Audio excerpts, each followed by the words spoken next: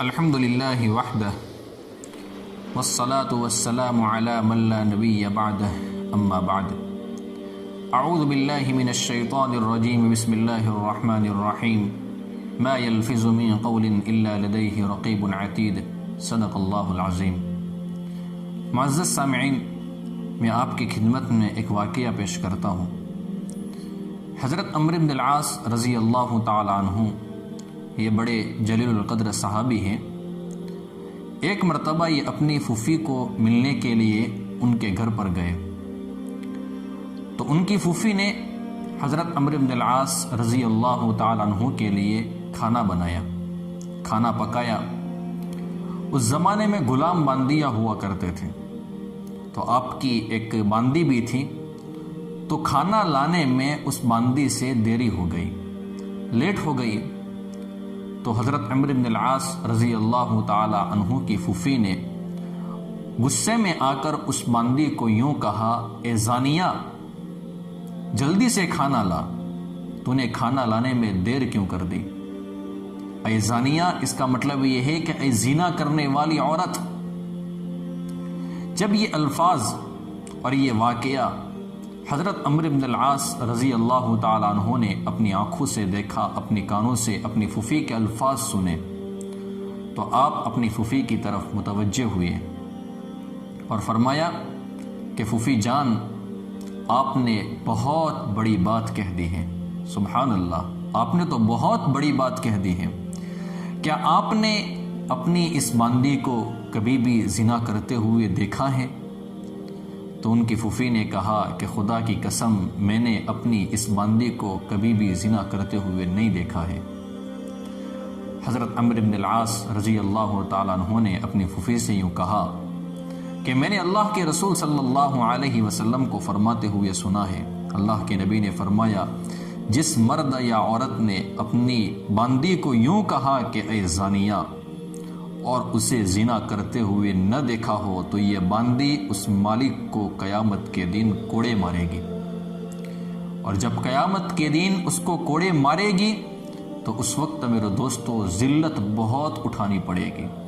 کیوں؟ اس لیے کہ وہاں پر تو حضرت آدم علیہ السلام سے لے کر قیامت تک جتنے بھی لوگ آئے ہوں گے وہ سارے کے سارے میدان محشر میں ہوں گے۔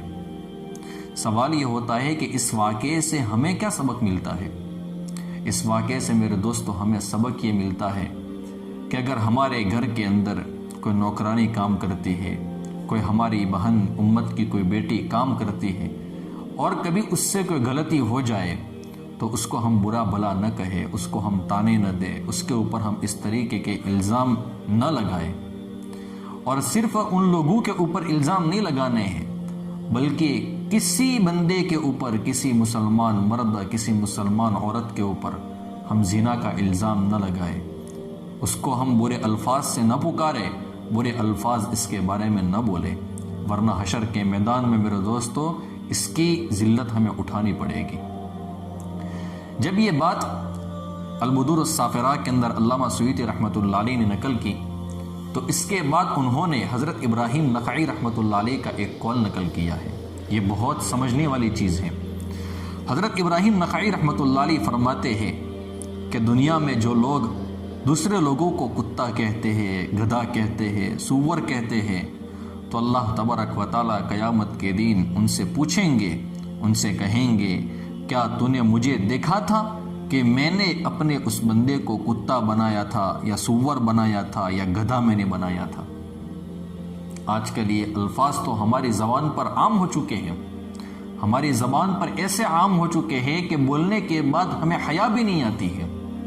مرد حضرات تو بولتے ہیں، اللہ ان کی بھی حفاظت فرمائے، لیکن آج کل اس طریقے کے الفاظ خواتین میں بہت عام ہو چکے ہیں، اور خواتین دوسری خواتین کو بولتی ہے، وہ تو بہت بڑا جرم ہے، یہ تو گناہ ہے ہی، لیکن جرم یہاں پر رکتا نہیں ہے، گناہ تو یہاں تک بڑھ گیا ہے، حد تو یہ ہو گئی ہے کہ خود اپنی اولاد کو اس طریقے کے الفاظ بولتی ہے۔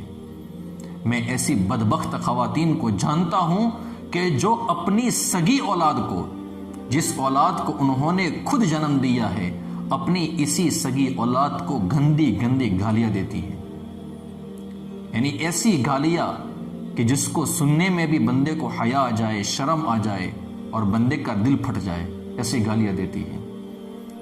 میری مائی اور بہنیں، آپ کیا کر رہی ہیں؟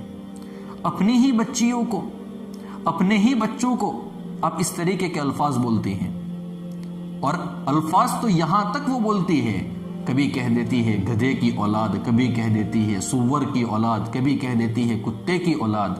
الامان والحفیظ، اللہ حفاظت فرمائے، اللہ حفاظت فرمائے۔ ہم کیا بول رہے ہیں؟ کچھ تو ہمیں حیا ہونی چاہیے، کچھ تو شرم آنی چاہیے ہمیں۔ اور اس طریقے کے الفاظ اگر آپ نے بول دیے، میری مائی اور بہنیں، حشر کے میدان میں اگر اللہ نے آپ کو پوچھ لیا کہ میں نے تو تجھے انسان کی اولاد دی تھی، میں نے تو تیری اولاد کو انسان بنایا تھا، میں نے گدھا نہیں بنایا تھا، میں نے کتا نہیں بنایا تھا، میں نے سور نہیں بنایا تھا، یہ بتا کہ تو نے اپنی اولاد کو گدھا کیوں کہا، سور کیوں کہا، کتا تو نے کیوں کہا؟ آپ کیا جواب دے گی اس وقت؟